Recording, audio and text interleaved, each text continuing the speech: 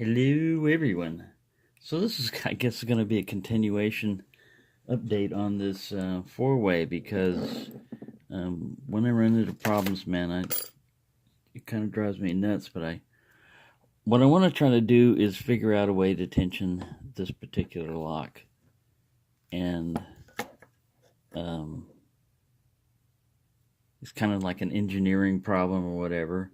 I'm not an engineer, but I've had to come up with stuff before.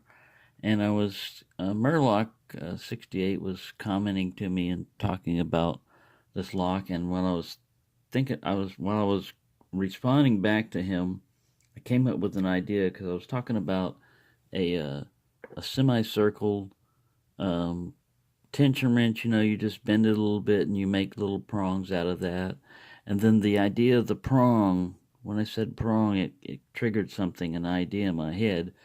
Lock support can be very expensive, to find a particular tool, and a lot of times you have to improvise things, and that's what I did on this. And you're gonna laugh, but it works.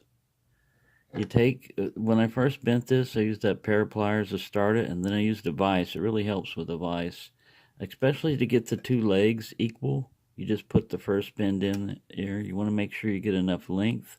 I left it a little bit splayed out because that's the way it comes out when it's bent. It'll splay a little bit, and it fits in there just like a shutter lock tensioner. It fits in there perfectly. You have something to twist with, and I believe I can get underneath the other ones with a pick, and I should be able to attempt this. Now, this is an old lock, so, and it's got that weird thing on it. I don't know if it's actually going to work. I don't have a key. That's a good thing about getting a key with a lock, is you can usually demonstrate that the internals are working. But the levers seem to turn and everything, so that's some out thinking. You don't have to use a family heirloom or anything. This is a stainless steel one. You can find these things in yard sales and stuff like that, or sometimes in an apartment complex, thrown away. But I didn't find this one thrown away. I pulled it out of a drawer. Nothing special. Oh, somebody tried to kill me. Who was it? The Navy is after me. The Navy Corbin tried to get my left foot. Missed. But yeah, that heavy thing with the shackle tried to get me. So there you go. It's a little outside of the box thinking, but sometimes you don't have to buy your own tools. Sometimes it doesn't cost you anything other than just, how could I solve this problem? I want to apply a rotational force without it falling out all the time and without having to do a lot of stuff.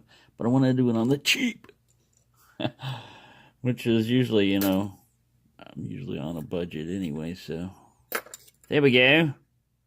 And I'm not forking around either.